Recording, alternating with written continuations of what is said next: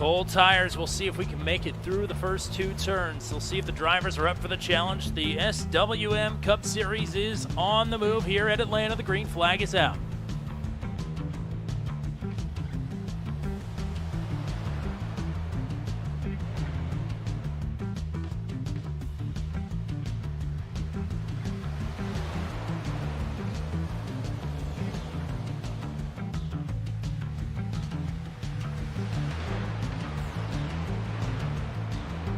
I think we had some problems further back in the pack. Ryan Goodwin is showing me has gone off the track. We'll have to take a look at that when we get a chance. But for now, the battle for the lead goes to Matt Cherry. I would imagine is going to start dragging a few cars down pit road here. The laps are ticking away, and look at Cherry. He's all out of shape there. Holy cow, here goes Holland for the lead. Man. Incredible work to hang on to the car. Can he hang on to the lead? Oh, Sean Boundy, and the caution is out. I think that may have been Boundy. Either that or he just went into the pits. I think it was Josh Ball, actually, that has gone around. Here's the one of Josh Ball. Oh, he's slowing down for the pits. And that's Michael Milfeld. That absolutely creams him. Now, I don't have the driver radio on. I don't know if that was a situation where Ball called that out and Milfeld missed it or what. But the one of Josh Ball certainly was up in sort of the racing line there. Holland led a lap last week at Daytona. Oh, that's Cherry! He's loose! He got up into the wall. What an incredible save. But he is going to pay the price here. Already back to 4th and continuing to drop. He's got hot tires. They've got right side damage. Boundy is here. Where can he go? Down to block. Stroop doing everything he can to keep this 26 behind him. 3 laps to go.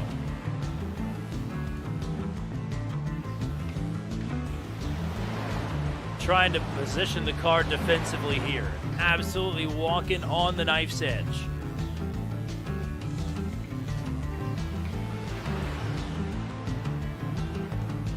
These two are giving it all that they've got here tonight.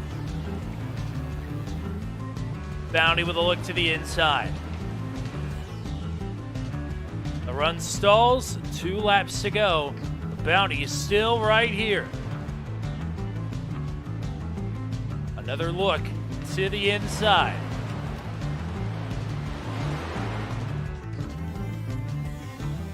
Oh, loose! Stroop all over the joint. Can Boundy capitalize? Coming to the white flag.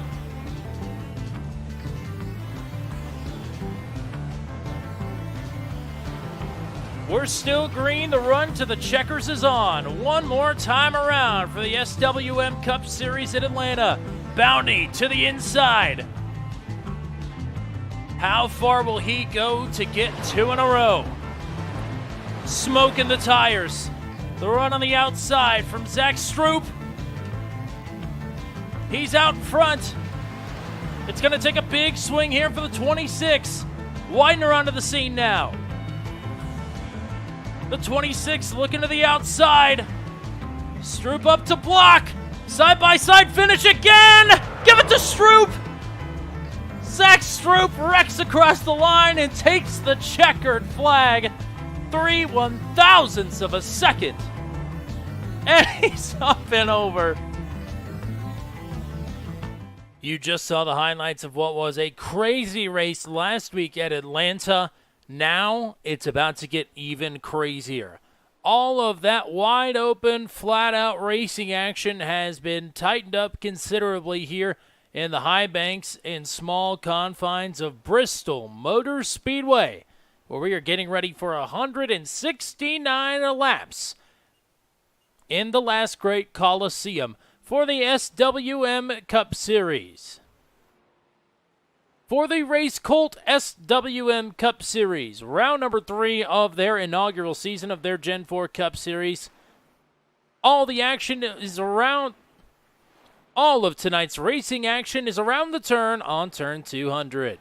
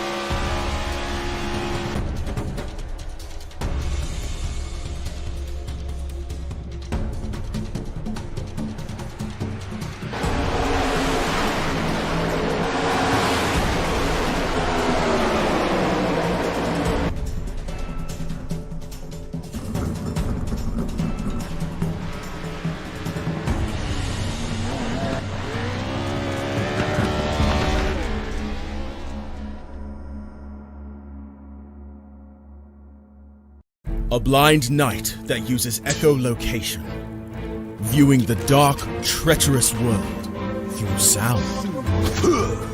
Trapped in a dungeon keep, endangered by combatants, where hazards lurk around every corner.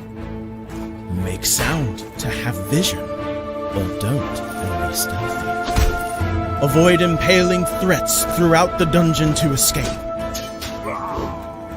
Engage with other prisoners. Rogue Knight I've been hearing about. Could you find the key and unlock my cell?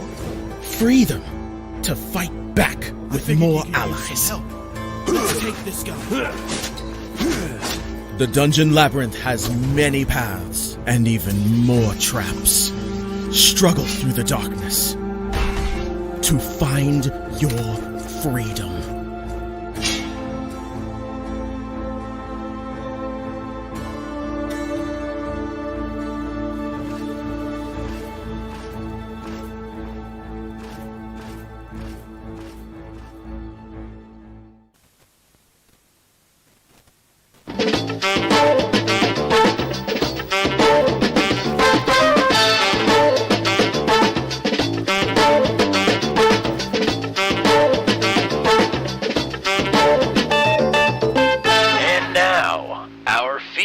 Presentation.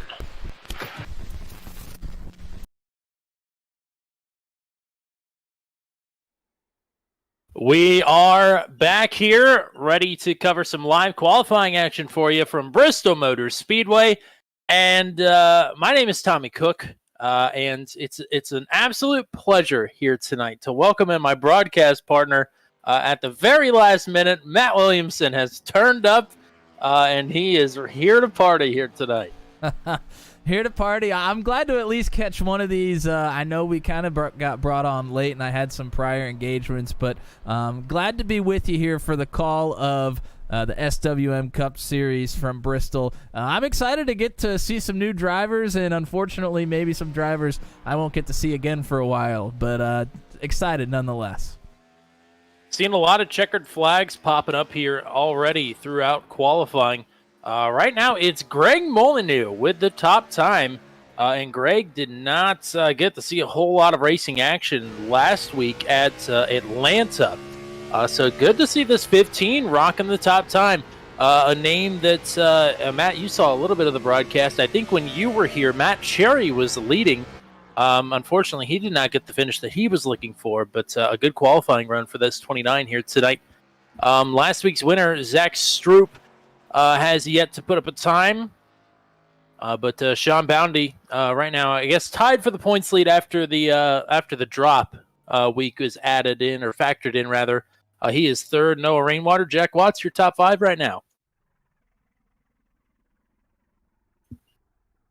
Yeah, and I mean, most of the people watching probably know. I mean, this field is just absolutely stacked.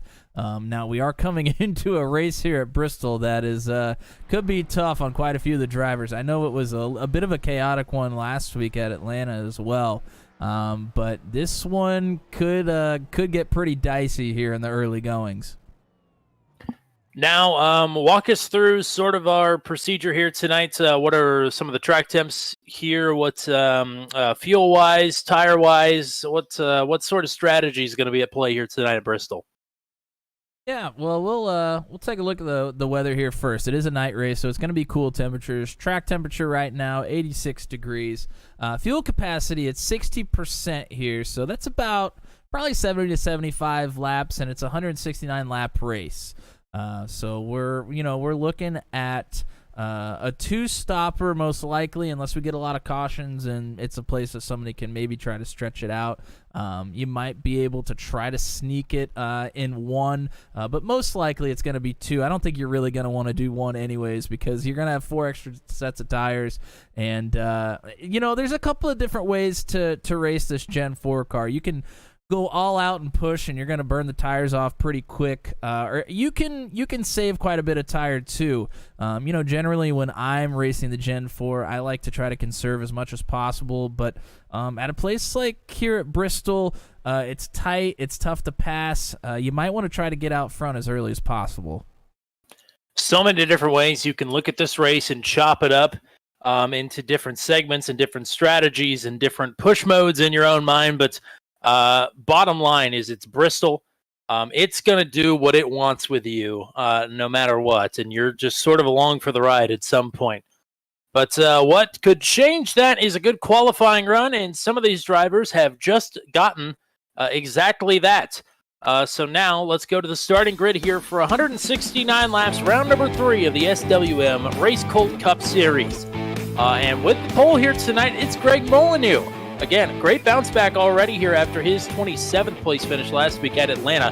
Matt Cherry led the most laps last week. We'll start on the outside of the front row here after a 25th place finish. Sean Boundy won at Daytona, finished second by 3/1000ths of a second last week.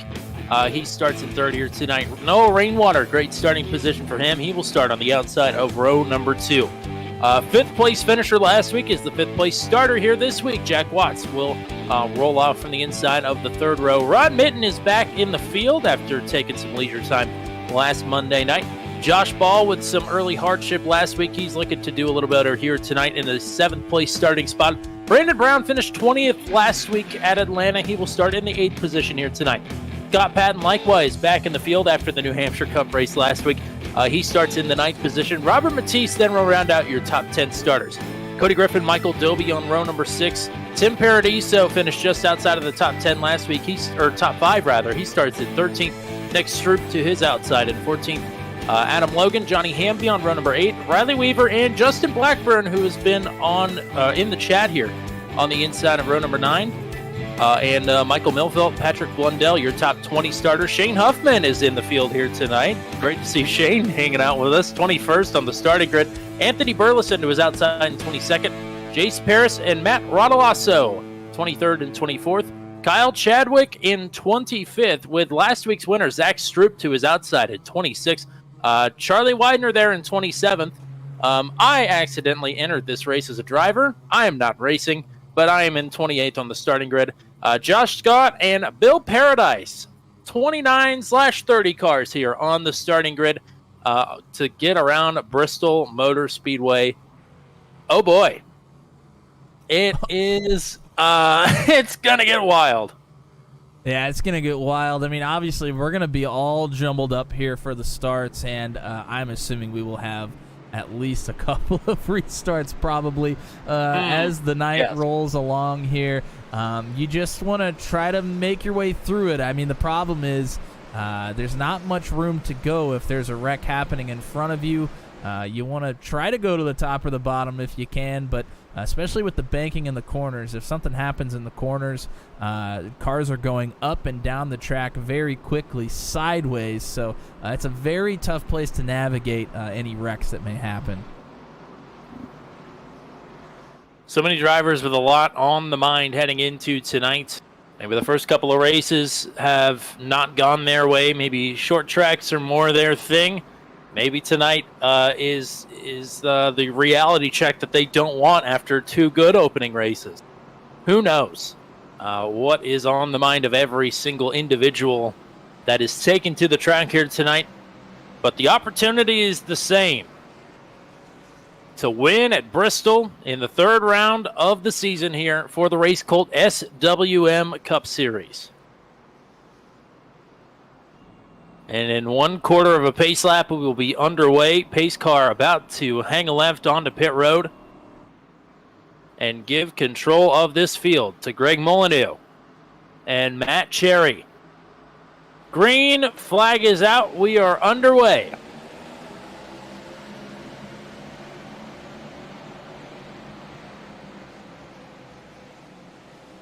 Good start here by the 15 of Molyneux. Here comes Cherry battling back to the outside. Bounty and Rainwater are clear. Now here comes Bounty to the outside of Molyneux as Cherry is out to the lead on the top side. Oh, some contact loose in the back. Caution is out. Josh Ball, I think, is the one that goes around. And I'm sure that has taken a few more. So we're under caution here on lap number 3. Yeah, it looks like the 84 of Riley Weaver is involved here as well.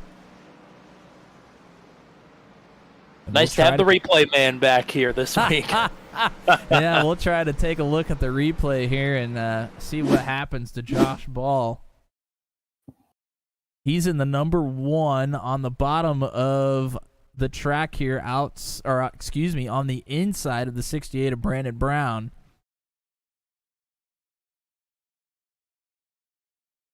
Comes in here and he just really flies into this corner. He actually tags Brown, but Brown does a really good job to save it.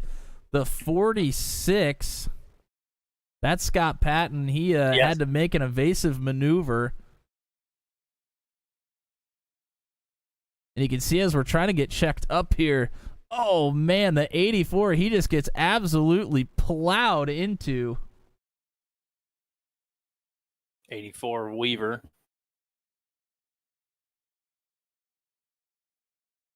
We'll try to take a better look at that one. Trying to see who got into him. I think it was the 555. Adam Logan. And more contact here. Oh, Millville gets turned around here too. I missed that. Yeah, definitely damage for some more drivers. The 24, the 19 have some damage on the inside wall there as well. So, like I said, very, very difficult to avoid incident if there is a wreck on the track, and we saw it come to fruition right there. Now, definitely some hard hits in there. The good news is that this Gen 4 car is built like a brick house. So it can withstand some punishment. Obviously, you know, if you end up in 2 or 3 of those, you're going to be in trouble. Almost certainly, yeah. I mean, just tagging the wall, it's not going to really hurt you that bad, especially here at a short track like Bristol. But, you definitely want to limit your times making contact with the wall or another driver. So it's very difficult to avoid those here. We got Chris Blundell in the chat. I'm assuming cheering on Patrick. Patrick right now just inside of the top 20. We'll line up on the inside of row number 10 here as we're coming to a restart on lap number 8 it will be. Cherry, not really surprised to see him elect the outside here. He ran the outside most of the Atlanta race as well. Sean Bounty then will line up to his inside. The pole sitter Greg Molyneux back on the inside of the second row. Noah Rainwater holding serve in the 4th position. Green flag. Great launch here for Cherry.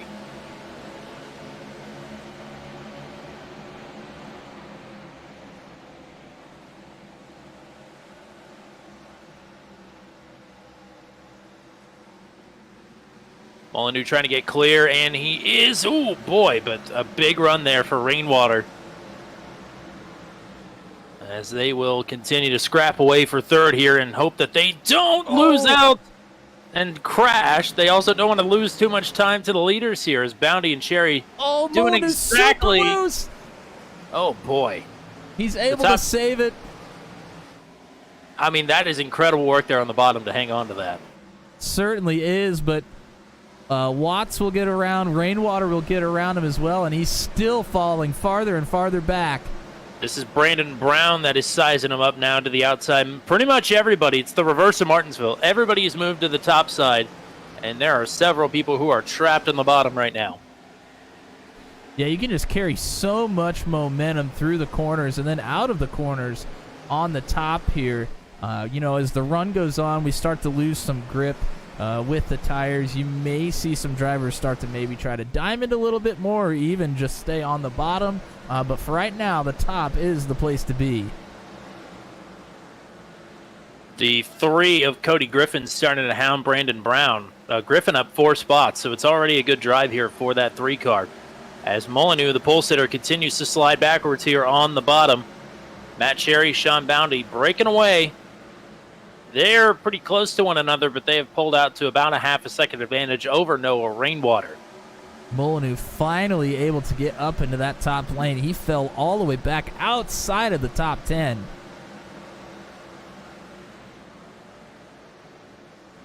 And the number 3 still trying to work on Brandon Brown, pretty close into that corner.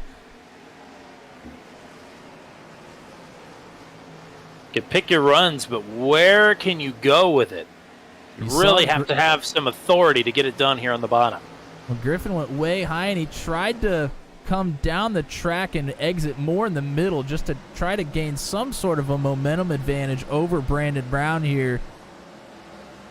Just not quite able to squeeze it into the inside of the 68 yet.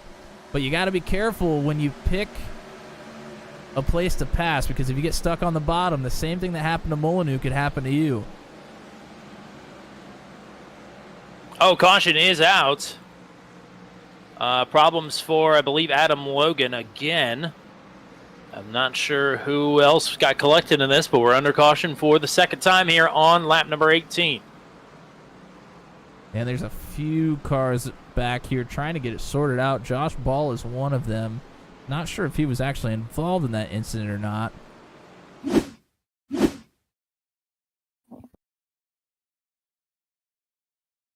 We'll take a look at a replay here.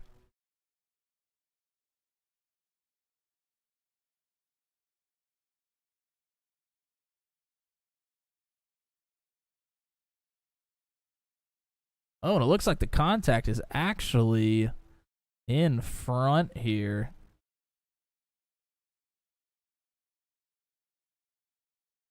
And Adam Logan in the 555, he's trying to work the outside here into this turn. He kind of chops the nose of the 48, and he gets turned sideways, and quite a few cars have to try and get checked up.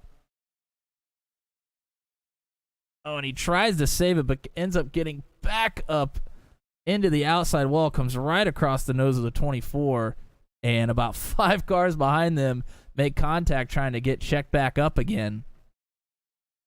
Patrick Blundell was one of them. The 19, Jace Parrish as well.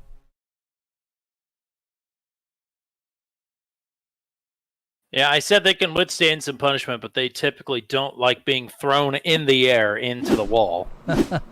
So it is a meatball flag, unfortunately, for the 555. But the good news is not for anybody else. So everybody else will have some optional, and for a couple of drivers, probably quite a bit. A few drivers that were not involved in that accident hit pit road that time. Shane Huffman was one of them, Michael Milfelt and Riley Weaver. Josh Ball, Blundell, and Matt Rodolasso also hit pit road that time. Yeah, well, Rodolasso did get tagged there in that incident. He was the 24 that one of those cars came right across his nose as they were coming right up the racetrack. So he probably had some optional that he wanted to get fixed. 32, Josh Scott. Of course, Adam Logan is in to get some optional fixed. The 84, that was backwards. That's Riley Weaver. And then Patrick Blundell in the 69 is still in the pits. Likely getting some optional damage fixed here. Good news for Adam Logan. He had a meatball flag, but it got cleared rather quickly. So that's, I think he'll go maybe 2 laps down, at least 1 lap down for sure. But shout out to Jacob Nagy hanging out in the chat with us. Jacob Nagy, the man from Virginia, has returned to Tennessee. The prodigal son has returned.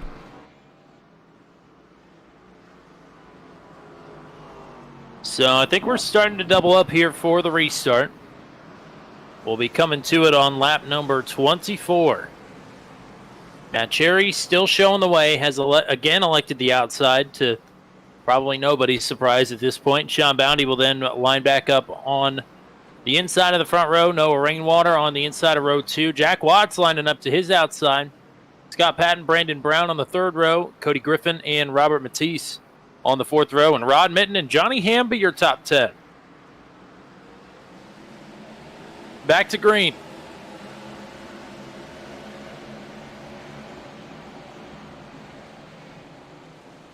Rainwater on the slide backwards. He has already lost 3 positions. It's Move so Brandon tough. Brown up to 4th. Yeah, so tough to start on the inside here. He's going to try to find a place to slot into the top, but, oh, they are so tight here. Might have an opportunity here after Matisse, but it's going to close on him.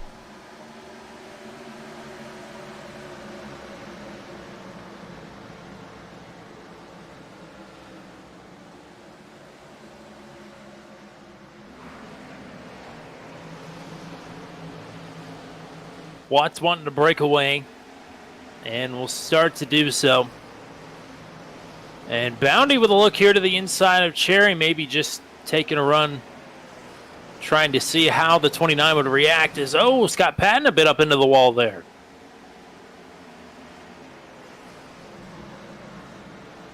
And again, up in the wall again, yeah. The 3 of Griffin, he had a run, but he doesn't want to try that inside in case he gets hung out to try, but he is so quick right now, he might not have a choice. Especially if Patton is going to keep the door open and keep hitting the wall. I mean, eventually you're going to have to take that run. Bounty and Cherry drawing it closer together here. Can the 26 make the move?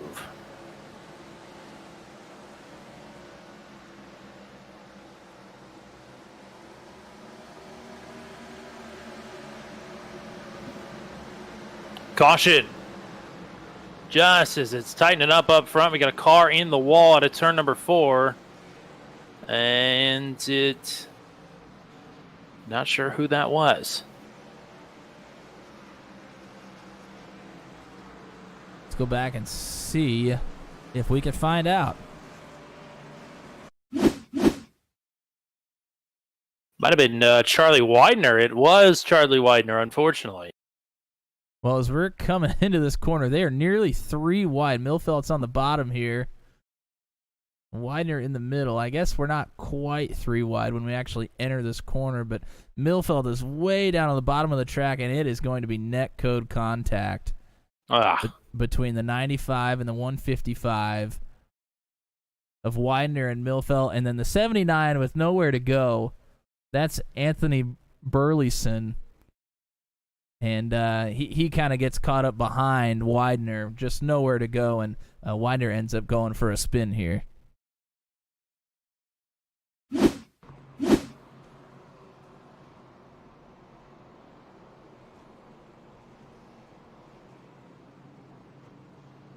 So the debate is on, I think, whether Bristol is real, whether Charlie Widener is real in the chat. I believe dual pit roads, yes. I'll double check on that. Yeah, it looks like it is double pit roads. We have a few people in the pits right now, and they are on both sides. Well, no, you're right.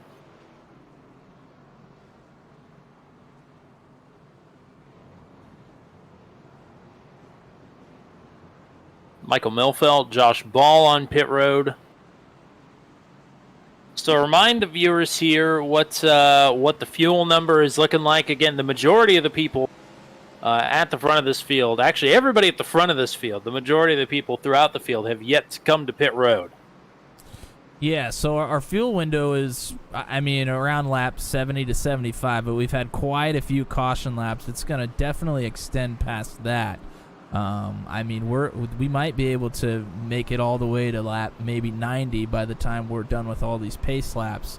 And that would put us in position for a one-stop race if we were to have a long green flag run. Looks like everybody up till about 18th place has not come into pit at all yet. So, and actually Shane Huffman was in at one point in between then. So it's really 17 folks that have not come into pit thus far.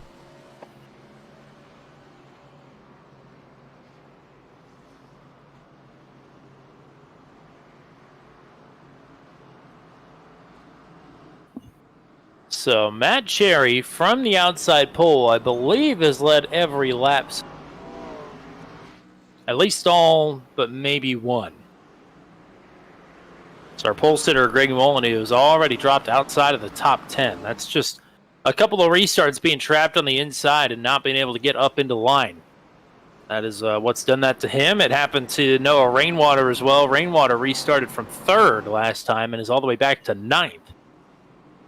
So it's Cherry and Bounty on the front row, Watts and Brown on row 2, Patton and Griffin on row 3, Hamby and Matisse on row 4, and Rainwater in Blackburn on the 5th row. Cherry again elects the outside. We're coming to the restart on lap 37 after working our 3rd caution of the race already. Bounty, good work here on the inside. This is the best anybody's looked on the bottom so far. And he was drawn closer to Cherry under green, so maybe he thinks it's his time to get it done. But now, here comes Brandon Brown, filling the slot that Bounty might want to take here on the outside. It's a dangerous game. It sure is. Bounty looked like he might have been able to get clear of Cherry there in turn number 4, but he just wasn't quite able to, and now I'm afraid he may get stuck on the bottom. But he's still holding his own pretty good here. Brown is going to go to 2nd. Griffin in the 3 car, he has been running really well all night. He's going to go to 3rd. I mean, Griffin has essentially bump drafted Brandon Brown up to this 2nd position. Griffin found his way to the back of the 68, and they have not been unhooked since then. Cautions and all. So Brown up to 2nd, Griffin up to 3rd. Now Scott Patton, I believe, is up to 4th. Battling for 5th, but Sean Bounty still on the inside of Johnny Hamby.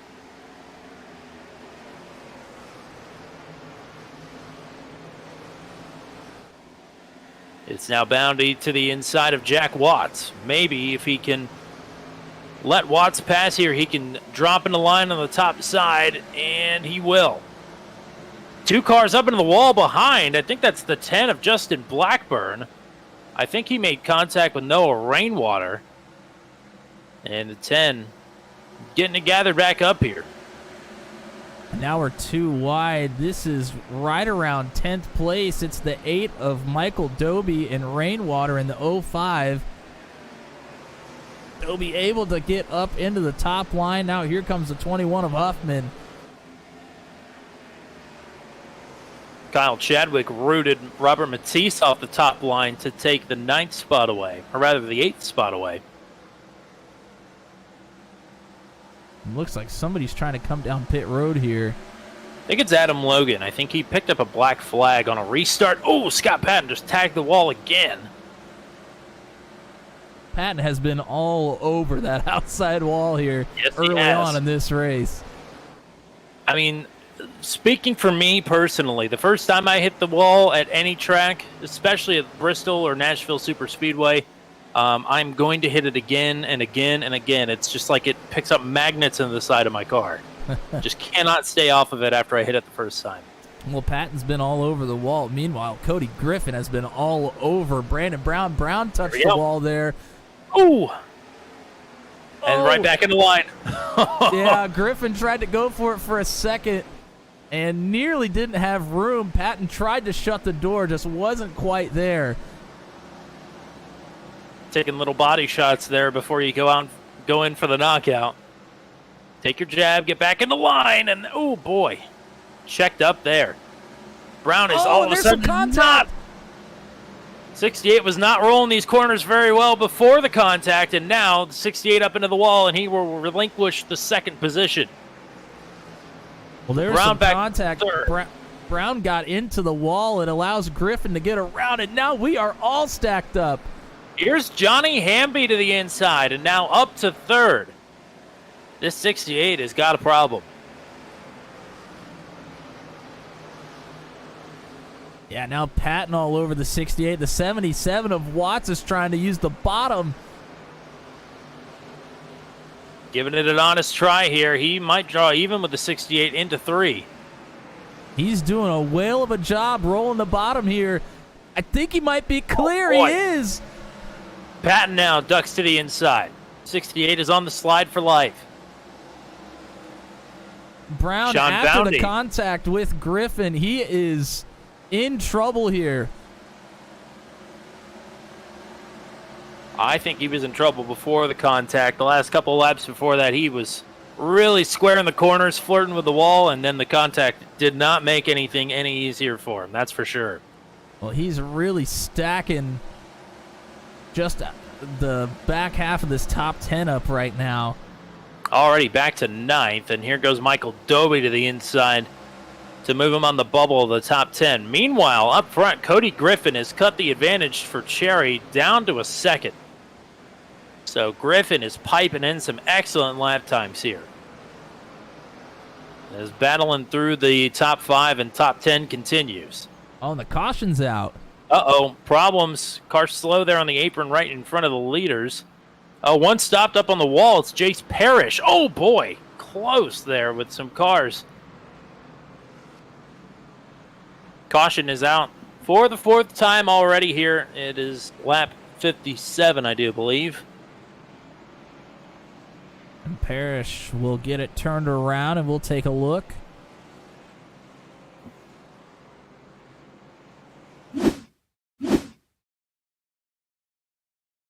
Parrish in the 19.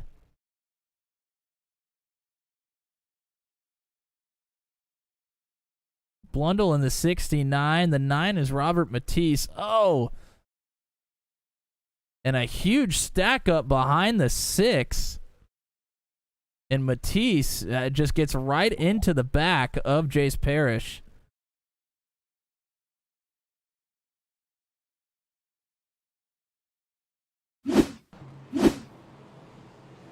And pit stops are underway here. Yes, Matt Cherry won the race off of his pit road here. There are others on the backstretch pit road. Although, he is getting past here, so I'm wondering if Matt Cherry picked up a speeding penalty. Because he won the race off pit road, and everybody's going by him.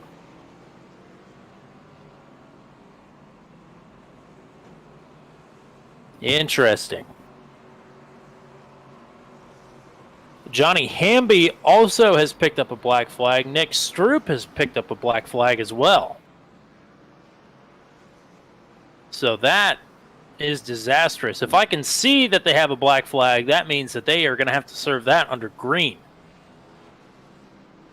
Whereas Cherry's going to go to the tail of the line, and believe me, not at all where he wants to be. But he's not going to have to stop under green for it. So there's some net positive to it, I guess. I don't know if it's a net positive, no, but it is. It's better than it could be. I guess we could just put it that way. Yeah, for sure.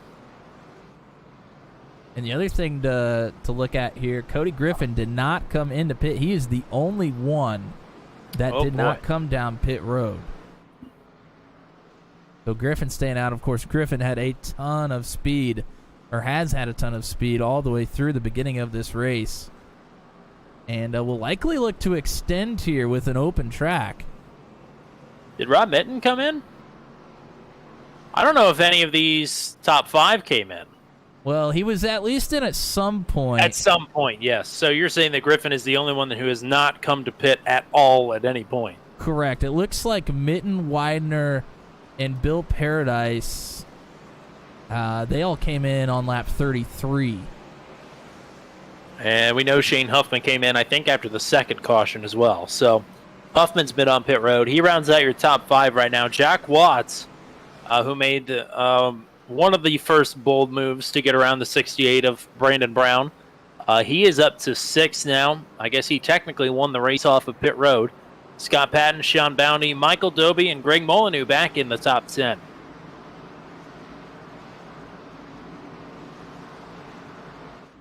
Oh boy, this field is all shook up here.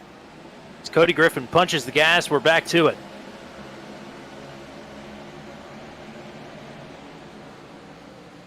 Mitten in Paradise. Mitten gonna clear up, not by much. It's a game of inches here at Bristol. Oh, and there's some contact! Skins! That's Widener again. He didn't come back up the track. Caution's not even out. They're going to let this one go. I didn't quite see who the contact was with. I'll have to take a look. It might have been Well, we got a challenge I'm for the not lead even here. Rod Mitten is up and past Cody Griffin. A shocker here. Yeah, well, we might be seeing. Oh, some Griffin's tire in the work wall. finally come into play. Griffin into the wall, back to 4th. Now, going to possibly be moved back to 5th. Bill Paradise is moving the wrong way as well as the battle for the lead continues here.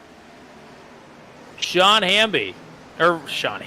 Bounty, excuse me. Bounty hounding Rod Mitten for the lead.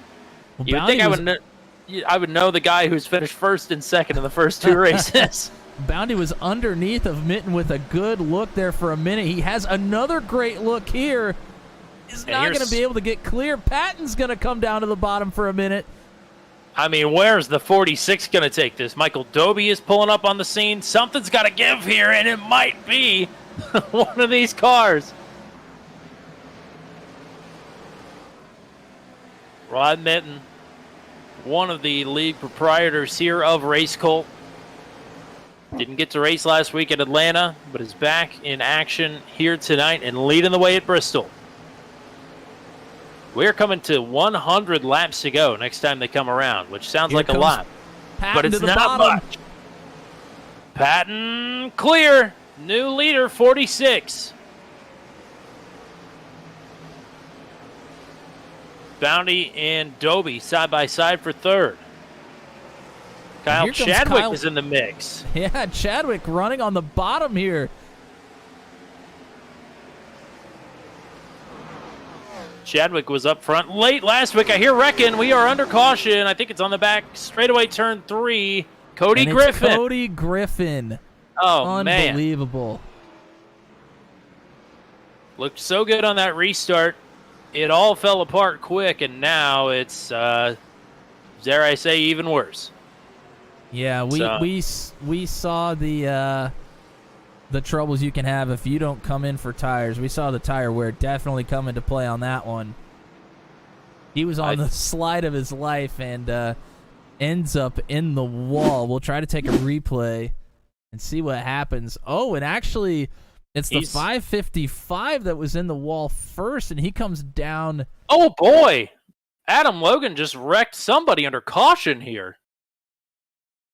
I don't know if it was intentional or not, but certainly Adam Logan just turned Brandon Brown under caution.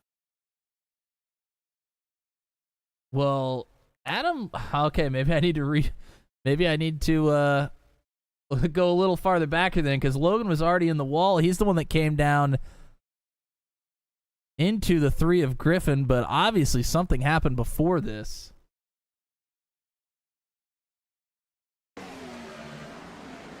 And Adam Logan has been disqualified from this race.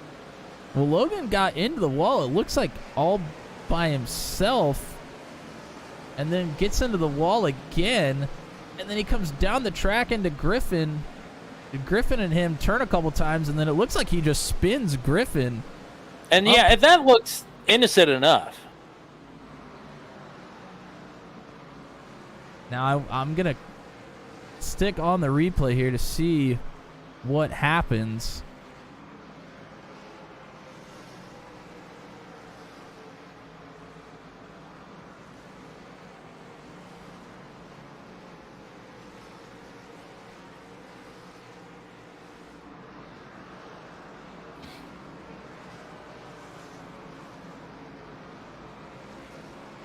And he got into the back of Brandon Brown when they were all trying to get slowed down, and he just turns him into the outside wall.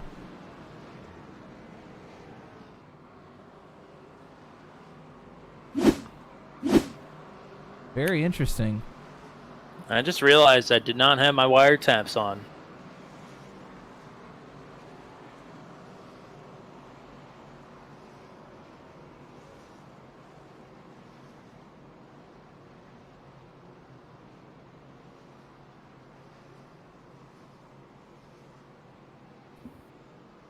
All right, so now Griffin has been into the pits. There's been quite a few that have come down pit road here on lap 72 and 73. It's Huffman, Griffin, Bill Paradise, Josh Scott, Charlie Widener. Josh Ball has been down pit road here. And it looks like Jace Parrish is still in the pits, but I think he's quite a few laps down. So he's trying to get some damage fixed here before he can get back out on the track. Scott Patton, race leader. On a fantastic move, Rod Mitten then will be stuck on the inside for this restart. Sean Bounty will line up in third, Michael Doby in fourth, Jack Watts rounded out your top five, Kyle Chadwick, Greg Molyneux, Tim Paradiso, Zach Stroop, and Noah Rainwater, your top 10. Great start here for the 46.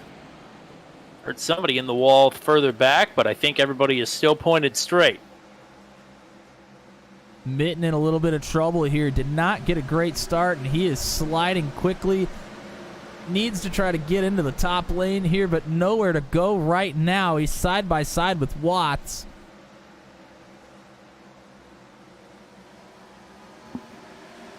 Finally gets a moment. He will slide up into 6th place. A little bit farther back here, Milfelt and Brown are doing battle. Now Milfelt side by side with Rodolasso. Oh. Minton is under fire right now from Tim Paradiso. 045 can't quite get that car where it needs to go to get around the 92. And they are losing some time here. Behind them, Zach Stroop, last week's race winner, is underneath of Greg Molyneux. Oh, contact between Sherry and Rodolasso. What's in the outside Molyneux. wall? That's Molyneux in the wall. Going the wrong way in a hurry. And back up in the wall again. Oh, man. Farther in front of them, Cody Griffin is trying to charge back after getting new tires here. Oh, trouble. Milfelt goes around. Caution is out. Oh, one upside down into turn number 3. Holy cow. Did not see who that was. But the 155 goes around to kick that one off, and we are under caution again. I mean, not saying I didn't expect this. It is Bristol. Certainly is. It's just so hard to pass here. Oh, Milfelt, he had a big run on Matt Cherry, and he tried to slow down to keep from getting into him, and he just gets super loose. He tries to save this thing. And as he's trying to get back on the gas, he gets loose again out of the corner, and he turns it up. Oh, he turns it up into the 1. Actually, that was netcode contact. Don't think the 1 had any trouble. It's the 79 that gets turned here. Anthony Burleson.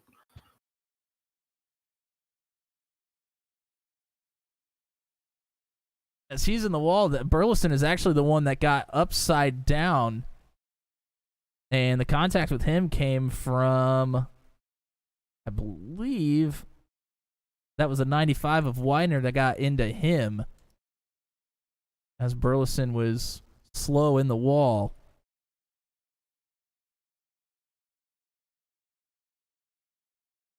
It's the 6th caution of the evening.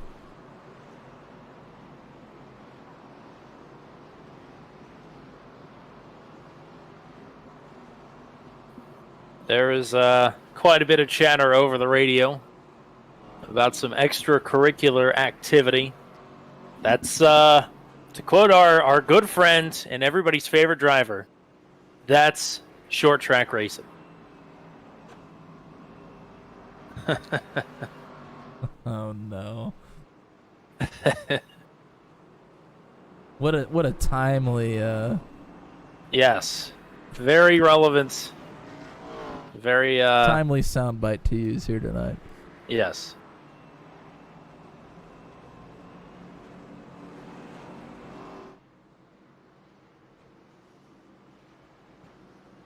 So lap 87. Restart will be on lap 89. Pit stop wise, strategy wise, where is this one going to shake you out? Well, I mean, you would be close to being able to make it pretty much all the way here. Of course, that's if we stay green.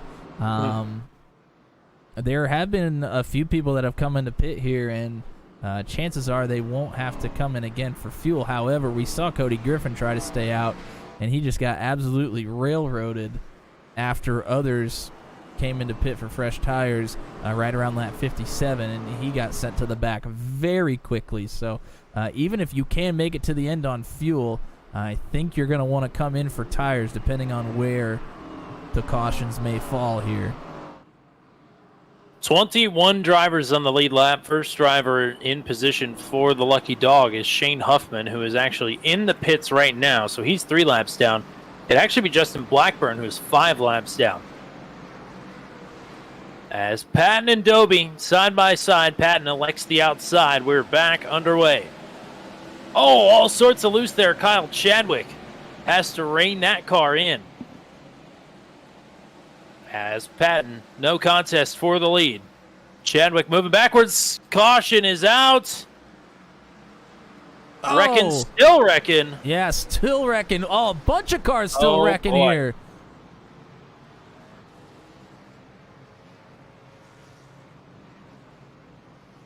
We have 3 or 4 cars turned around backwards out of turn number 4. So I think this starts with the 3 of Cody Griffin out of turn number 2. He keyed up over the radio and said as much, that it was his own fault. But how it unfolds from there, it's anybody's guess. Paradise finally gets it moving. He's behind the pace car right now.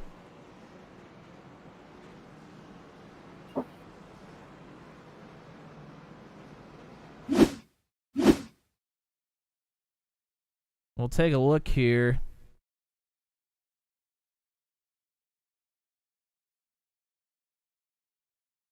And it looks like Griffin, he's drifting up the track a bit. No contact yet. Oh, and he's just going to get into the back of Noah Rainwater. It turns Rainwater to the inside. And Griffin has to check up big time here, and he's just going to stack everybody up. We'll reverse it here for just a second.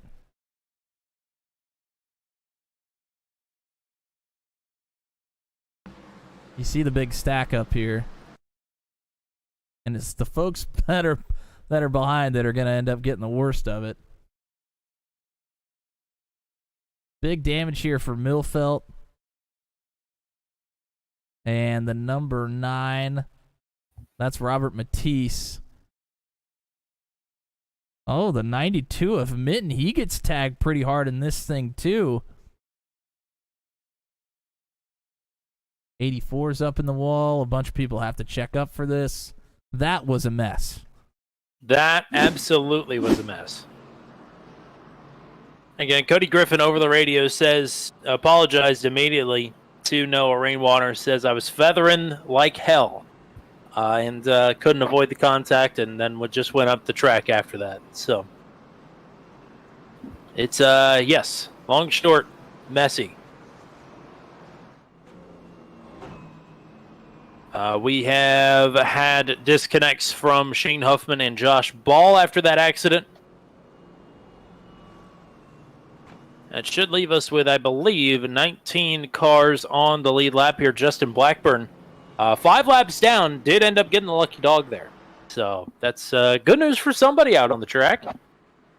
Well, the way this thing is going, he might be able to get on the lead lap by the time it's over. You never know.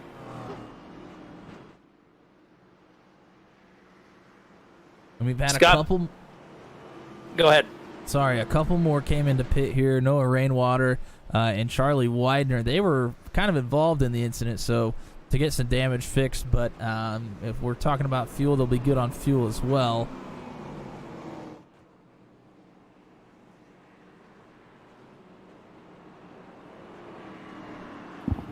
Scott Patton has gotten away pretty cleanly here on these restarts. Michael Doby going a little bit of a different look here. We're going kick pot cam. We're going kick pot. Green flag. This is with Zach Stroop. He starts on the outside behind Patton. You see Patton gets way out in front here. Dobie kind of tried to make a move late. Oh, boy. Watts slotted in right behind Brandon Brown. They nearly made contact. If you're listening to the throttle here, you can see out in the middle of the corner, or hear it anyways. They kind of try to feather the throttle and a little half throttle through the middle of the corner until they can punch it out.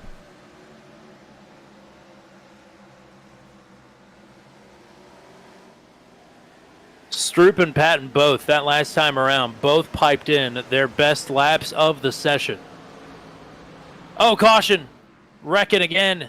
Oh, it's another 3 or 4 car pileup here. I think the 79 is involved. No, rainwater is in the vicinity here as well. Patrick Blundell, Riley Weaver, Anthony Burleson. Another caution. We'll see how this one starts. Yep, we'll rack a replay here. Oh, and it's another big stack up. And it's when we get these stack ups, we just don't play nice. Burleson, he's going to end up getting turned by the 15 of Molyneux coming into the corner, and it's just getting plowed into after that. Josh Scott was one of them. Couldn't quite tell who the other was.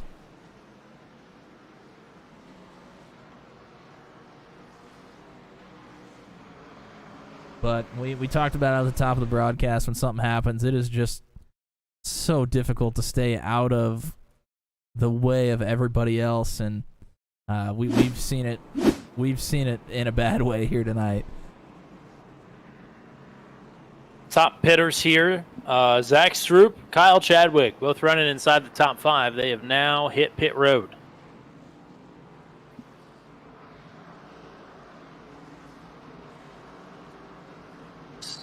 Well, when we go back green here, we'll have about 65 laps left. That's about the laps that Cody Griffin. He went about 65 laps before he came in, and you saw at the end of that run, he was in trouble. Of course, only 4 extra sets of tires, although I think most of them are only going to be on their second set, or at least of the leaders. So I don't think that will really come into play. We'll use maybe 3 sets at the most for most of the drivers here tonight, probably. But if we have a restart really late in the race, we will likely have an extra set at the end. One driver who's loving these cautions is Justin Blackburn. He got another lap back. He's down to 3 down. So 3 more cautions, and Justin Blackburn might be sitting pretty here back on the lead lap, as long as he can avoid him. Or keep avoiding him, I guess.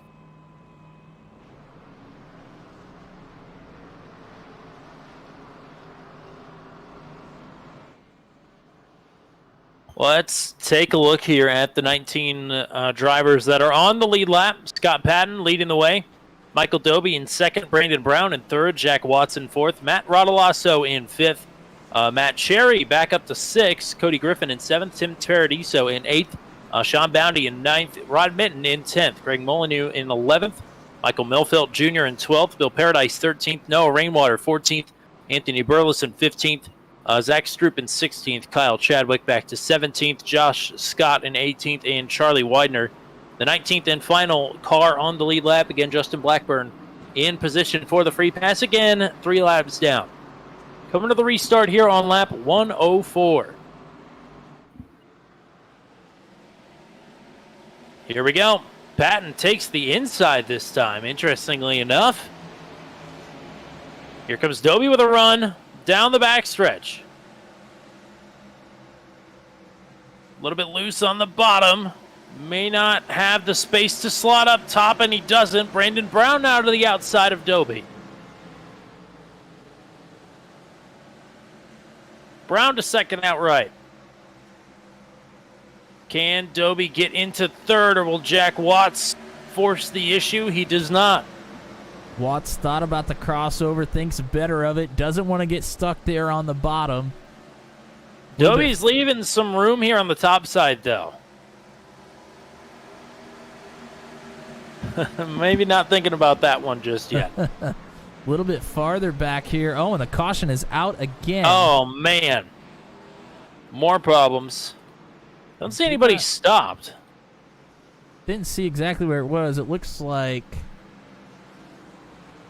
It may have been Stroop Bill had some trouble. Paradise. Or was at least slowed down. Noah Rainwater, I think, is slow on the top of the track. They kind of stack up trying to get around him. Bill Paradise gets tagged by, I believe, Anthony Burleson. All right, so let's back it up here a little bit, because it looks like Rainwater has to check up big time for the 15. As we're looking at a replay, it looks like most of our drivers are coming down pit road. Oh, and he tries to keep the momentum, Rainwater does, and makes more contact with the 15 and then goes around. Chadwick hard into Rainwater. Oh, and then as they're getting slowed up, you're right, Bill Paradise, he gets turned by the 79.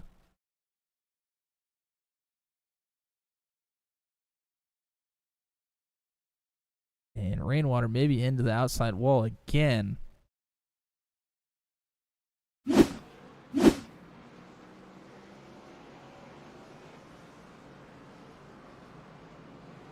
Well, as the laps are winding down here, it was already pretty chippy, but I think the temperature is going to get ratcheted up a little bit more as we get towards the end. It's not chippy anymore. It's a full bag of chips. Not even a half bag full of air. It's an actually fully loaded bag of chips here. As Scott Patton stayed out, most of the people behind him did not. Or at least most of the people that were running around him, I should say, did not. Brandon Brown pit from second. He is back to, I believe, the 11th position. And wouldn't you know it, Justin Blackburn gets the lucky dog again. Well, I was just about to mention Blackburn because he and Greg Molyneux are the only two that have only come into pit one time. And Blackburn came in lap 52. Molyneux came in lap 57. Or excuse me, I should say Patton and Molyneux both came in lap 57.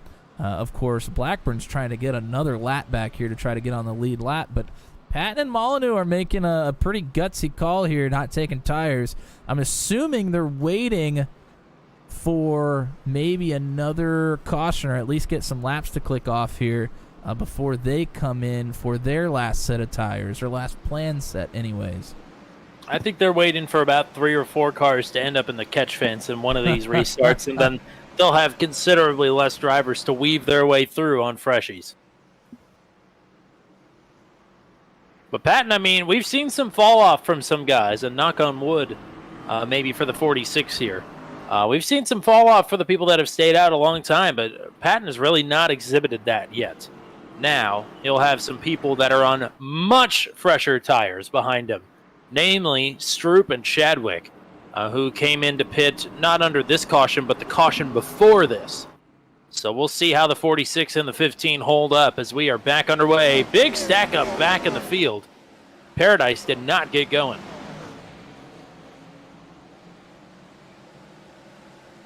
A nice getaway here. Oh, we got a car up in the wall, too. I think we might stay green. Josh Scott up and into the wall. Patton out to the early lead. Chadwick, who just came into pit here on lap 100, got about 43 lap newer tires. He will try to track Patton down.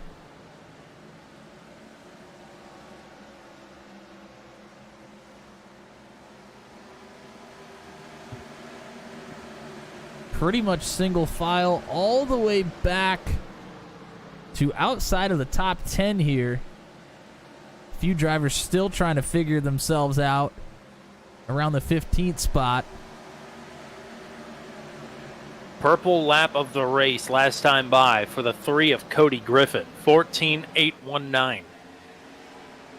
For comparison, right now, Scott Patton running 15.0s. As here goes Stroop underneath the Molyneux. Griffin to follow.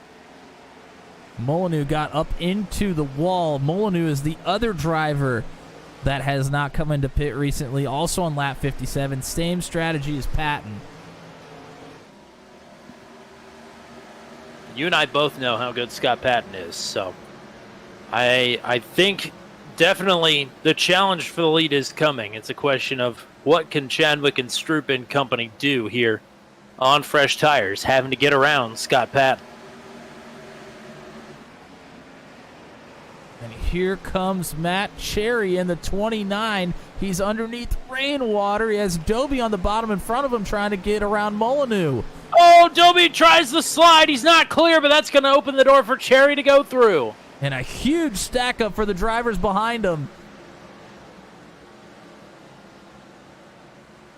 Doby tried to clear himself up, was not clear.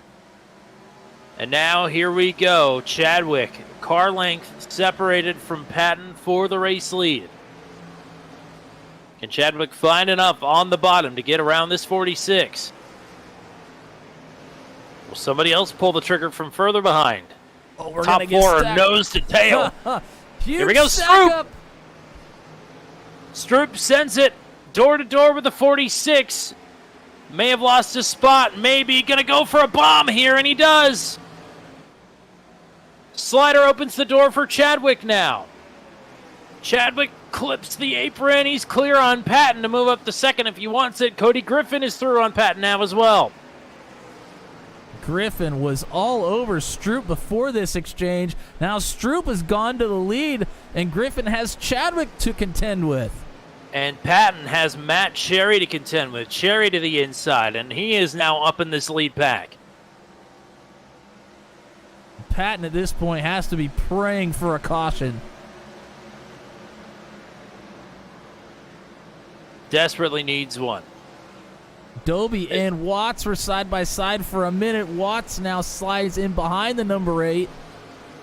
The number 8 next in line to take over Scott Patton.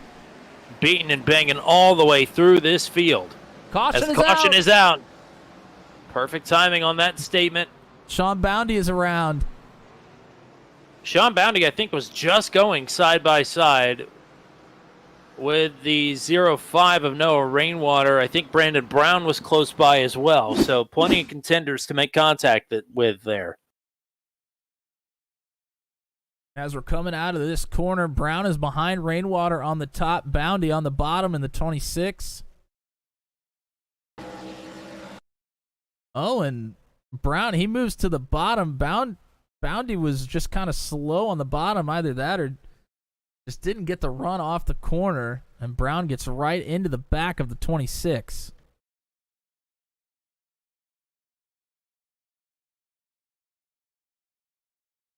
Let's take a look from Brandon Brown's point of view.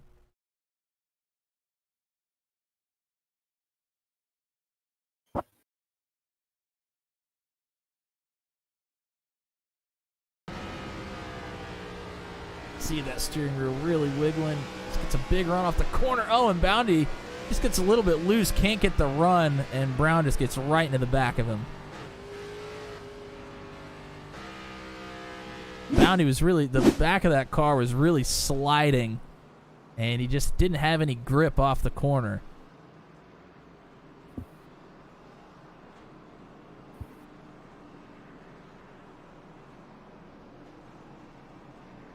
Justin Blackburn fans, he is back to one lap down. That is 4 lucky dogs in a row for driver number 10. And Incredible. he's finally going to get to come in and pit here. As did Scott Patton and Greg Molyneux, of course. Kyle Chadwick is on pit road from second. So maybe a little bit closer on the fuel number than the driver number 48 wants. Maybe some fresh tires is the way to go here. 48 relinquishes the second position. And just to point out, before Chadwick pit there, he and Stroop running first and second, they started this race together on row 13. That's 25th and 26th. Well, it's been a crazy night with all the cautions that we've had. You've been able to play the tire strategy game a lot of different ways, and we've seen it play out many different ways here. Those two had decided to wait. That's Molyneux and Patton, and Chadwick decides to get on the same strategy here. So we'll look at some upcoming events here on Turn 200. Of course, unfortunately, this is our last week covering the RACECULT SWM Cup Series. Tomorrow night, the Venom Truck Series is back in action. Round number 9 of the 6th season at Richmond. Some more short track rubbing and racing tomorrow night. Daredevil Series is off Wednesday, rather. Thursday night for Maximum Velocity Racing, they are at Homestead Miami Speedway. So that'll be exciting. And then next Monday, a recruitment race for Truck 200 is back on at Chicagoland. I can't believe we're back already. I know. It's crazy. There's some, in one breath, it feels like it's been a really long time. The other one, it feels like the last season just ended. So, but Truck 200 back next Monday. Stroop has control of this restart on the outside. Cody Griffin to his inside. Cherry, Dobie, Watts, Mitten, your top 6 as we roar back to life here in Thunder Valley.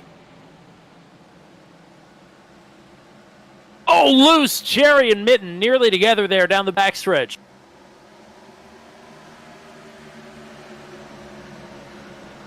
In the top 10, this one actually gets sorted out pretty quickly. Brandon Brown tried to look underneath of Mitten. It's not going to work, and now he is. Jack Watts all over the rear Watts bumper. into the Watts wall. to the wall.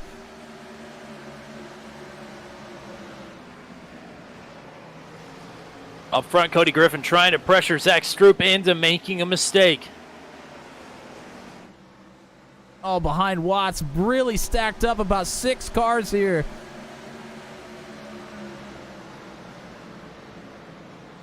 Oh, there's contact! Caution is back out. That's 3, 4, 5, 6, 7 cars. Goodness gracious. I think it all started with Scott Patton. And Scott Patton over the radio says that one is on me. So I think you're right.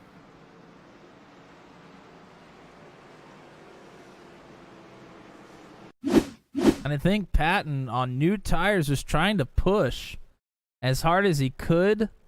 And I think he just didn't really have a good gauge of how much the cars in front of him had to check up to make the corners that are on those older tires.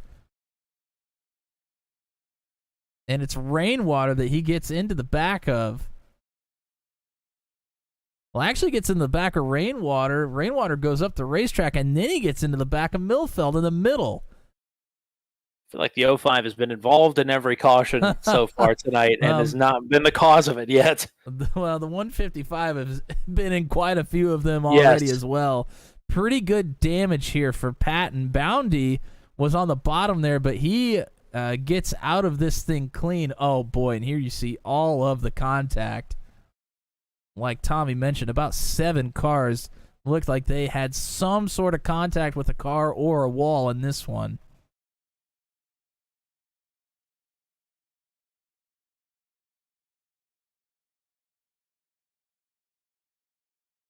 My goodness.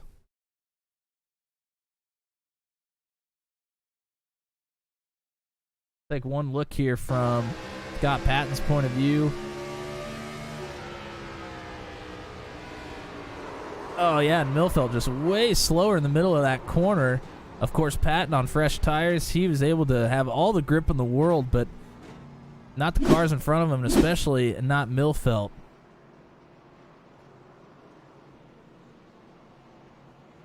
So, meatball flags out of this crash for Scott Patton, Anthony Burleson, and Matt Rodolasso, and for Greg Molyneux.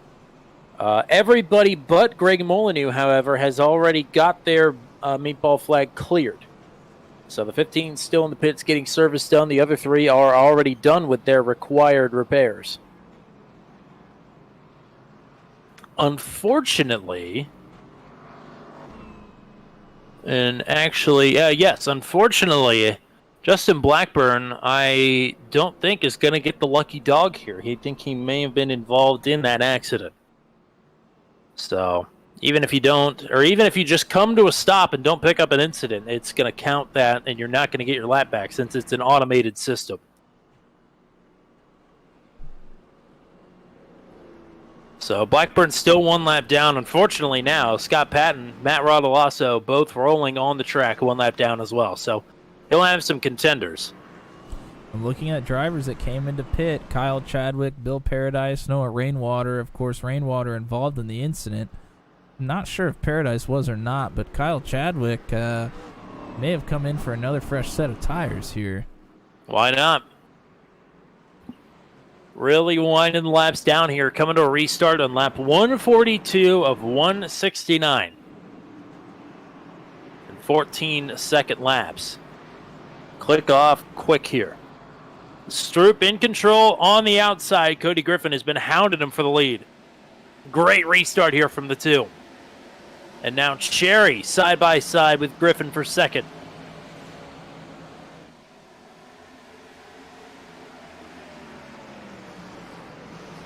Cherry trying to get around Griffin. Griffin staying strong on the bottom for now. Cherry finally is able to get around, and here comes Brandon Brown into the mix again.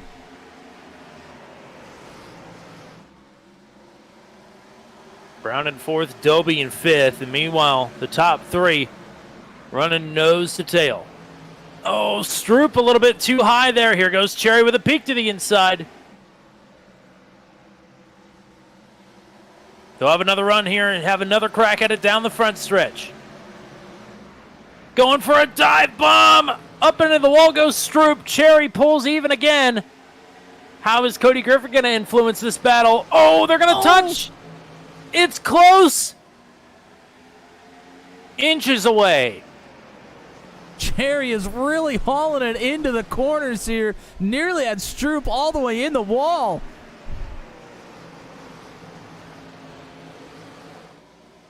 And Griffin all over the back of Stroop. Oh, they touch!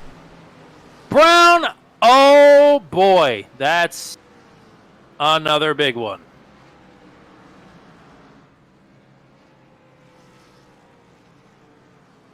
I mean, did 2 cars make it through that? I think that was just about everybody, but I think you're right. I know Cherry definitely got through. I think through all of his misfortune tonight, Michael Milfelt Jr., by the grace of God, made it through that crash. Well, it was on screen when it started. We already know where it starts. It's Cody Griffin all the way. I just all over the bumper of the 2 of Stroop here. Here in the turn number 1, Griffin just does such a great job of carrying the momentum through the corners, and Stroop just really struggled there through turn 2. He gets into Stroop, Brown gets into Griffin, and it is on from there. Oh my goodness, look at all of those cars just pile into the inside wall.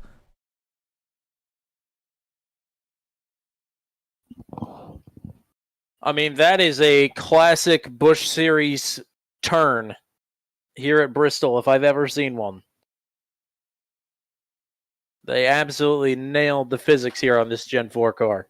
Sean Bounty was one of the cars that got pushed into the wall. Let's go kickpot cam with him as he sees this thing unfold. Oh, and he tried to gas it up for a second, but the cars already came down the track and just absolutely nowhere to go. Makes contact with the inside wall and then gets going.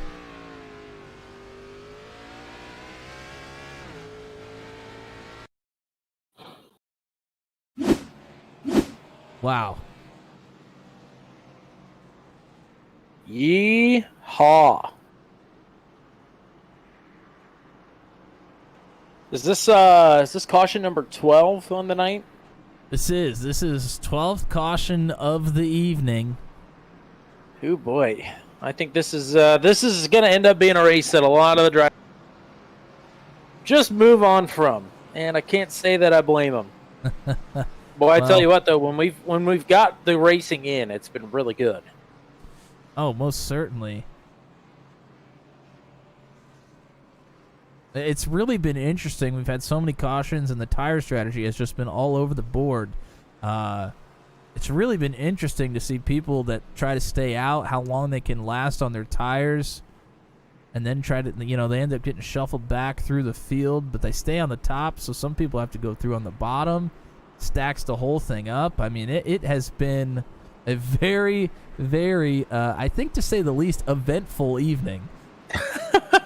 Yes, certainly eventful. There's going to be quite the transcript, I think, in the Race Control channel at the end of the night. By the way, Justin Blackburn. Did he make it? He is back on the lead lap. Wow, unbelievable. He has and been in 15th. all over it all night long. What a battle. Just a mental battle to get back on the lead lap here. Matt Cherry, Cody Griffin back up front. Jack Watts, Michael Milfelt on row 2. Oh, problems! Oh, boy. And it's rainwater again. Rainwater. I didn't see who turned first, but whoever it was, they did it unassisted. It was just a massive tire spin. I want to say it was Josh Scott that got into the wall first, but we'll take a look here. I think you are right. I think that's Josh Scott spinning the tires. And yes, he says so over the radio. It's all him, he says. Yeah, we're coming into the restart zone here. He got kind of a slow start, and yep, he goes to shift, and he goes straight into the outside wall, right into rainwater. And everybody does a pretty good job of getting through this one. Rainwater does get tagged there at the end for his trouble. Man, that young man can just can't catch a break.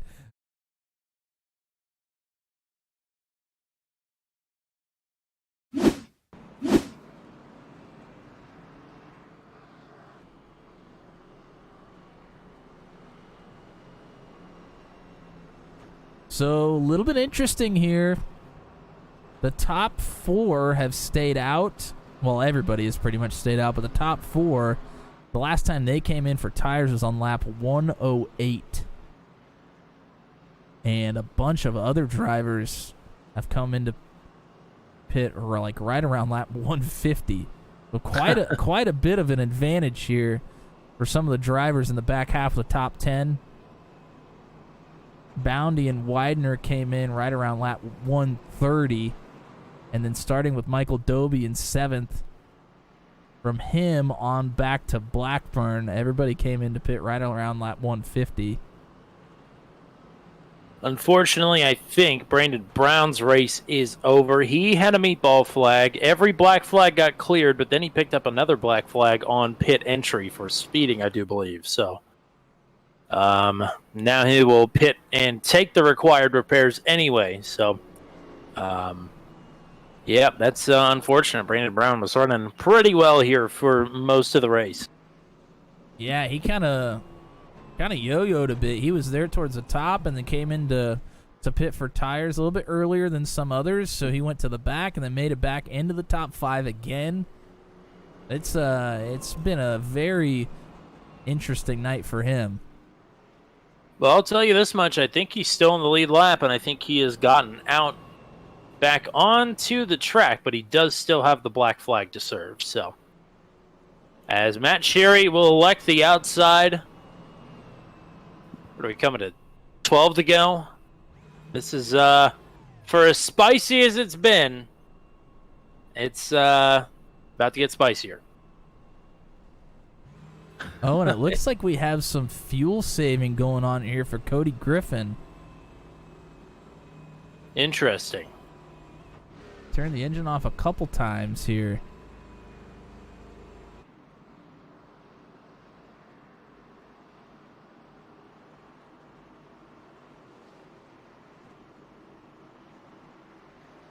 So it's Cherry and Griffin on row 1, Milfelt and on row 2, Bounty and Widener on row 3, Dobie Paradiso, Zach Stroop, Bill Paradise. Your top 10. Green flag. Great launch here for Cherry. Cherry and Milfelt second on the inside. He gets a great start here. 3 wide, further back. Widener brushes the wall.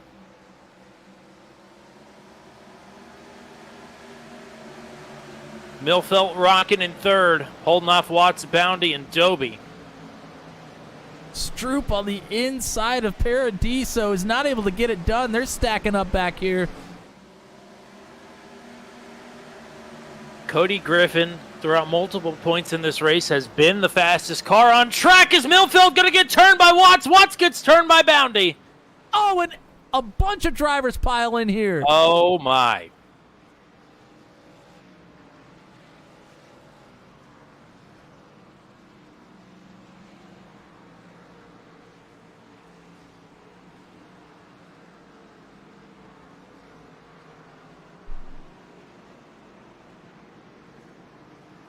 Watts piles into the back there of the 155, and it is on from there.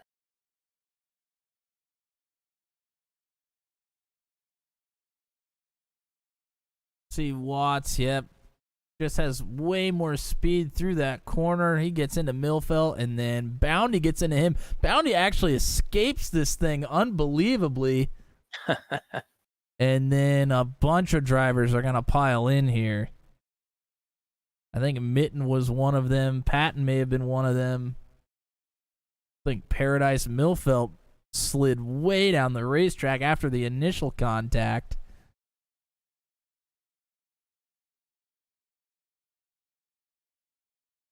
Still more contact being made here. Wow.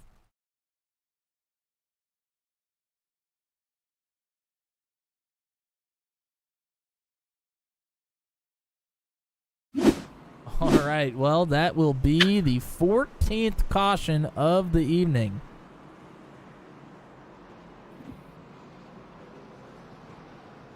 That may be a turn 200 record. Pretty close. Yeah, I think the Venom Truck Series at maybe Nashville Fairgrounds had quite a few. I don't think they had 14. We're certainly getting close, though. You are right.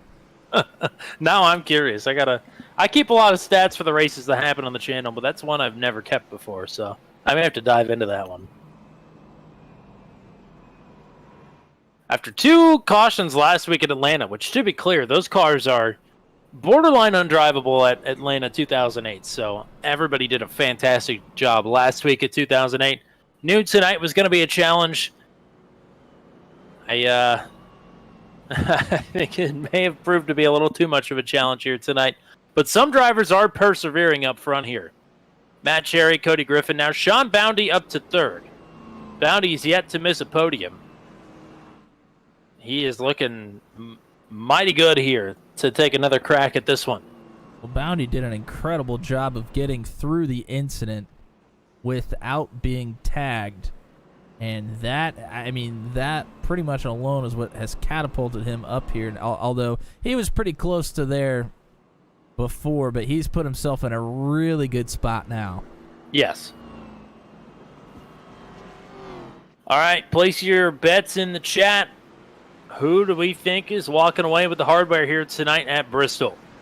Now, Tommy, you have been here for a couple of races. Remind me, what are the overtime procedures if we need them? Well, I tell you what, we haven't had to use them, so I'm not entirely sure.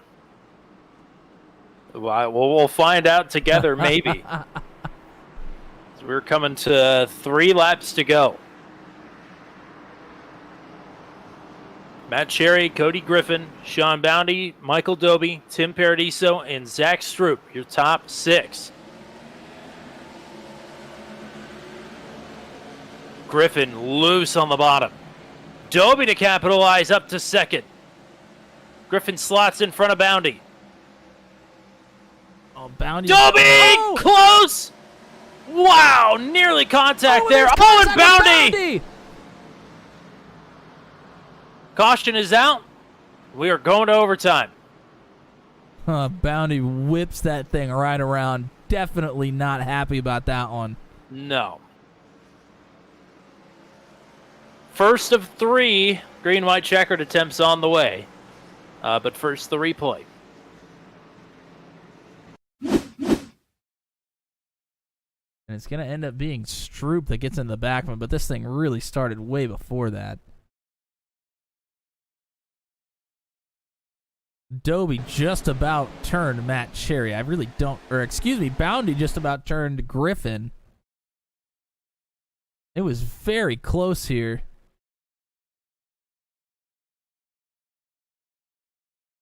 And then Bounty goes to the bottom. This is where Doby just about turns Cherry. I'm not sure how Cherry didn't go around here. Bounty a little bit slow, doesn't get a great run off the corner. You could see the rear of that car sliding straight up to the outside wall, and Stroop is hard in the gas. Gets right into the back of the 26. The 26, those rear wheels were yawed way out off that corner.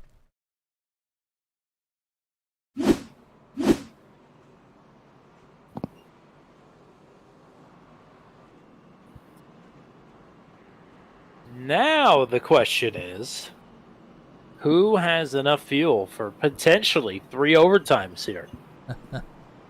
Well, we talked about Griffin trying to save fuel a little bit earlier. We'll see what's doing now. Based on our calculations, we thought they would have plenty. However, lap 108, 70 laps. If we have 3 green-white checkered attempts, it could be close. Griffin, A lot of caution really, laps, but, you know, that only goes so far. Yeah, Griffin doesn't seem too concerned right now, and we have had a lot of caution laps, you're right, so not a ton of fuel burned under green. And he's really not shutting the engine off at all, so maybe he saved early just in case and now is realizing he doesn't need to. So when we come back around, Matt Cherry will take the top here. And I would assume these are just standard green-white checkered procedures here. It's our first of 3, should we need them.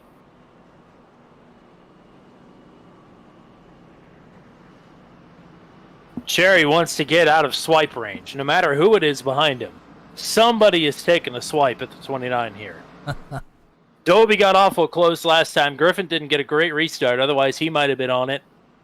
Zach Stroop just took a swipe.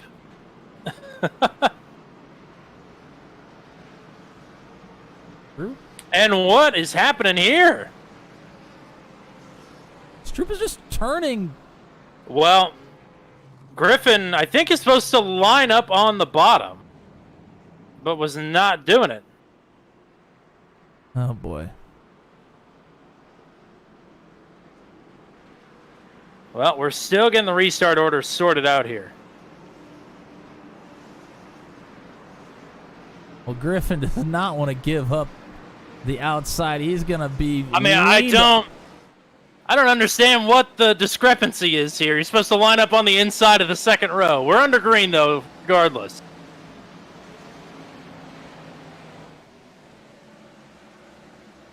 Doby, he is underneath the Cherry for the lead. Stroop up in the wall off of Griffin. White flag.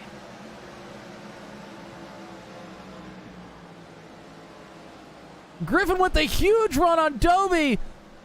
Griffin going to go to the outside to try and make a pass on Doby, but the checkers are out at the line. Matt Cherry is going to win it.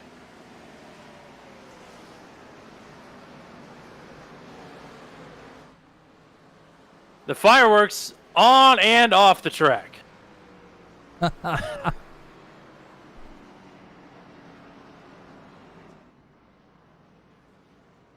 Matt Cherry, after leading the most laps last week at Atlanta, finishes 25th. Tonight, the big bounce back will take the win.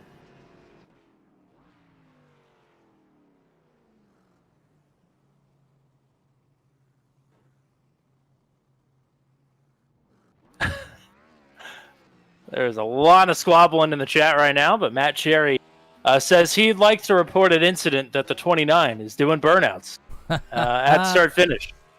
Well, he needs to burn it down after a long night of racing for the 29, but what a whale of a job to finally find his way into that front position and hold it with a bunch of really good restarts.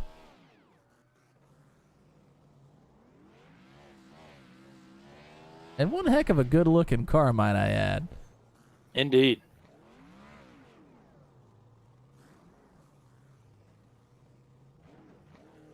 Here we go.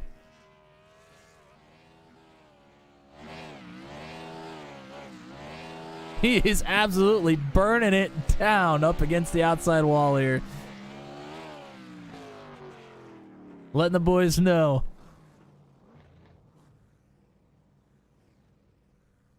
All right, partner. Yeah, let's go ahead and give you a full finishing rundown. Something tells me some of these finishing positions are not going to hold up. But we'll go ahead and take a look at it anyway. Matt Cherry, your winner. Michael Doby in second. Cody Griffin will finish in third. Tim Paradiso will finish in the fourth position. And Zach Stroop will round out your top five there after a disappointing conclusion to his race. Scott Patton, didn't talk about him a whole lot after the accident that he was involved there in the closing stretch of this race, but he will rally back to sixth. Justin Blackburn was 5 laps down. He will finish on the lead lap in seventh. Noah Rainwater will finish in the 8th position. Charlie Widener in 9th, and Kyle Chadwick then will finish to round out your top 10. Rod Minton will finish in 11th. Matt Rodolasso in 12th. Sean Bounty back in 13th. Bill Paradise in 14th, and Jack Watts. The last car on the lead lap here in 15th. Michael Milfeld Jr. in 16th. Josh Scott in 17th. Brandon Brown in 18th. And Riley Weaver, I believe, maybe the last car running here in the 19th position, 9 laps down. Patrick Blundell, Greg Molyneux, Anthony Burleson, Robert Matisse, Nick Stroop, Josh Ball, Shane Huffman, Johnny Hamby, Jace Parrish, and Adam Logan. The 29 finishers here tonight, because I did not start this race, and I had no intention to do so, and I registered as a driver anyway. So yeah, I think that was the bad omen that maybe kicked this one off here tonight. But let's go ahead and get some interviews going. I guess we'll go ahead and pull up the ready driver here. Your runner-up finisher here tonight is Michael Doby. Welcome to Booth 200. Congratulations on the podium. Where do we even start after a race like this? Man, thanks, man. It was a fun race. Definitely pretty wild. A lot of wrecks. You just kind of had to survive it and to stay in the mix. You started just outside of the top 10. I feel like, and maybe I'm wrong about this because so much happened in between, but we didn't really talk about you until the last 25% of this race. How did you manage to work your way up through the front?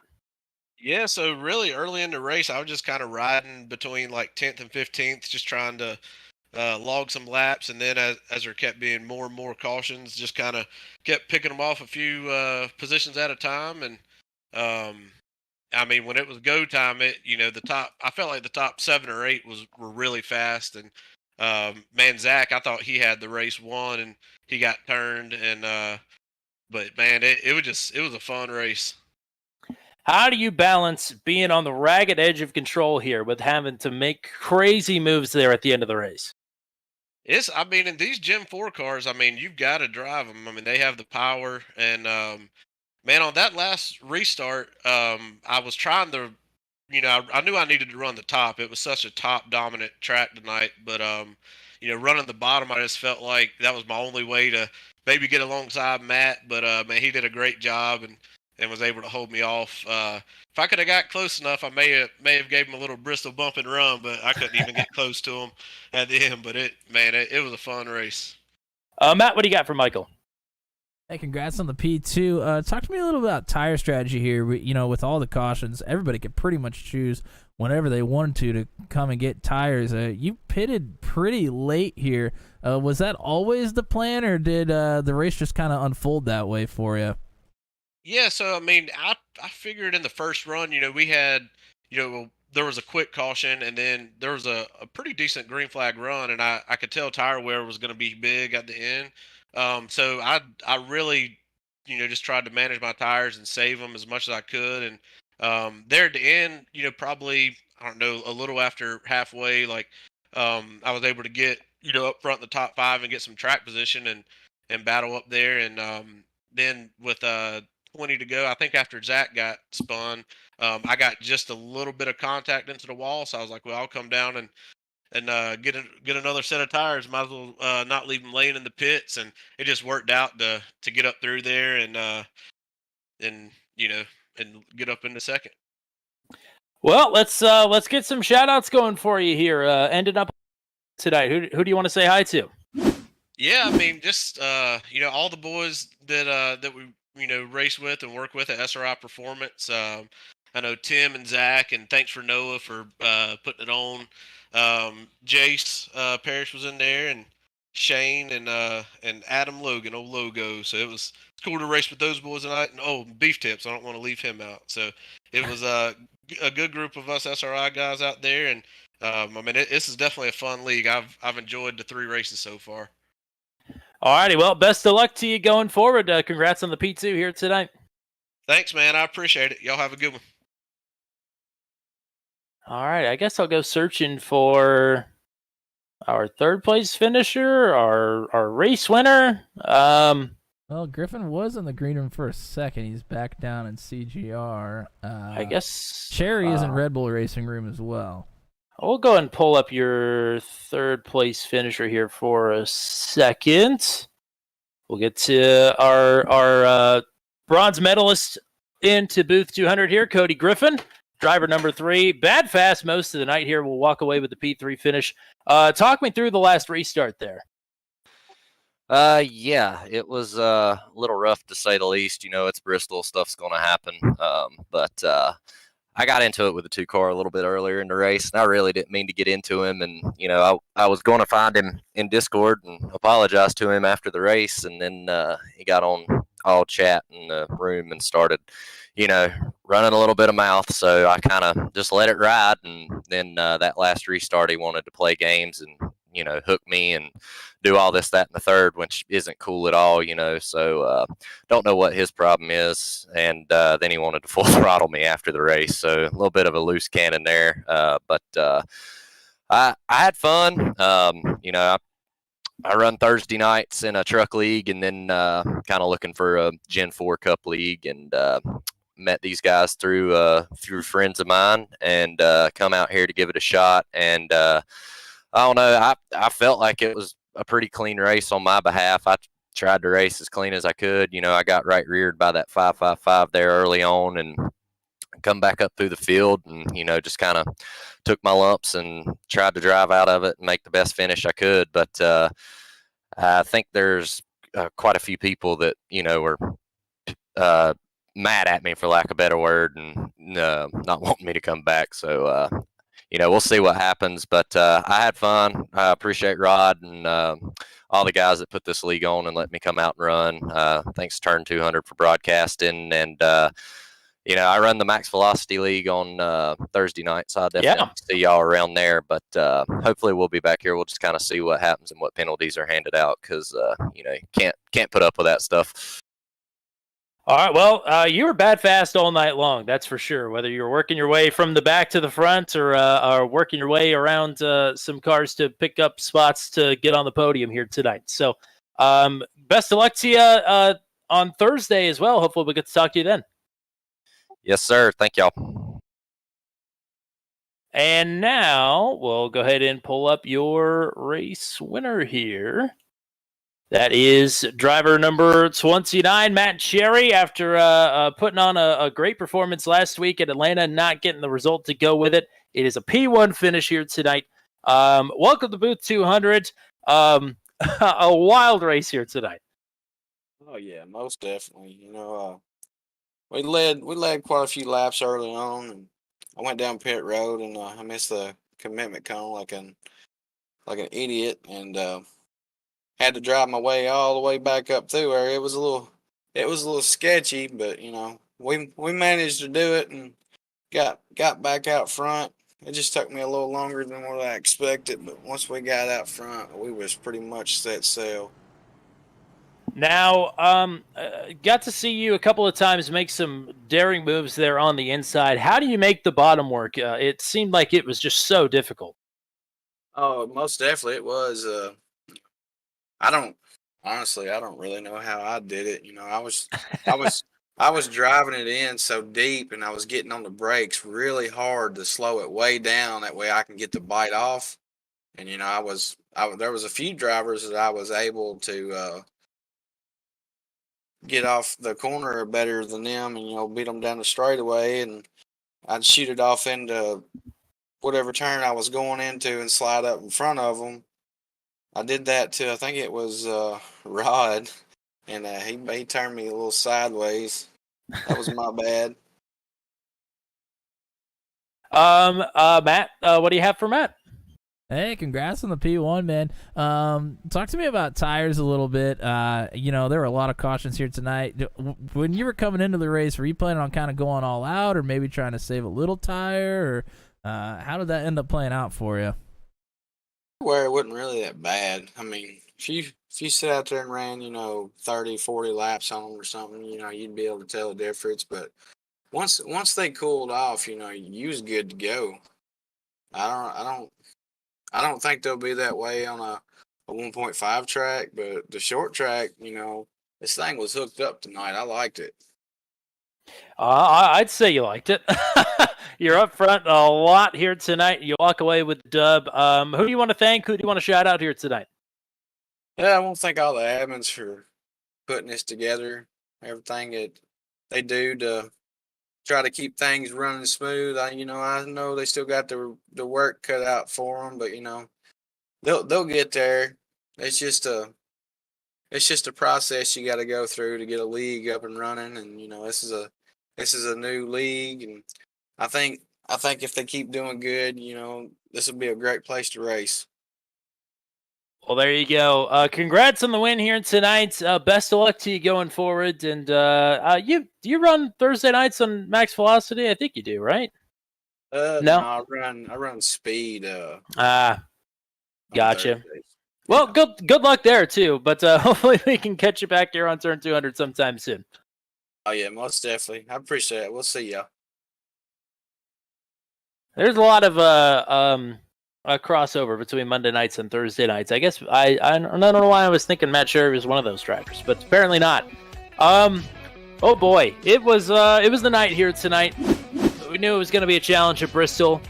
Maybe a couple of people went a little bit overboard here tonight, but all in all, the racing product with this Gen 4 here at Bristol, these talented drivers as well. Don't want to knock anybody's talent level here. It's just, that this can happen here at Bristol. But when we got the racing, it was really good. Yeah, I mean, just incredible, and I think you nailed it right on the head. It's this car mixed with this talent. I think this car just brings the talent out of some people, and it produces great racing pretty much anywhere they're going to take it to. Certainly going to be an exciting season here in the SWM Cup Series. And again, I wish we could cover the rest of the season. We were just brought in here on a 2-race deal. This is race number 2 of that deal. So hopefully the regular broadcast team can get back up and running here very soon. Wish nothing but the best for them and this brand new series, the SimRapMarket.com Cup Series run by RACECULT here. All the best to them here in the future. We've had a blast covering their racing the last couple of weeks. It's been spectacular. A look at what is happening ahead here on Turn 200. Tomorrow night, Venom Truck Series back in action at Richmond. That's going to be a blast, as always. More short track racing here on Turn 200. Wednesday night, we are off with the Daredevil Series. No TDS action on Wednesday. Thursday night, Maximum Velocity is at Homestead. And then back around to next week. Next Monday, it is the return of Truck 200 recruitment race from Chicagoland next Monday night. Oh boy, it is a loaded week here for the next 7 days on Turn 200. Appreciate everybody who has come and hung out with us here tonight. Chris Blundell, Jacob Nagy, and Justin Blackburn as well. And everybody who hung out with us here tonight, whether you chatted or not. I also see Matt Williams up there, so shout out to him, I guess. And Ryan Dingler. Oh, yeah.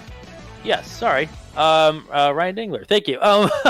So, again, appreciate everybody that has hung out with us the last couple of weeks here for the SWM Cup Series.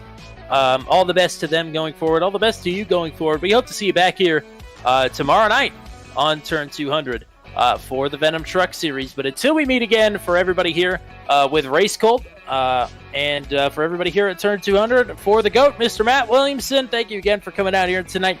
And thank every one of you for hanging out with us here. Until we meet again, we say so long from Bristol, where Matt Cherry claims round number 3 of the SWM Cup Series.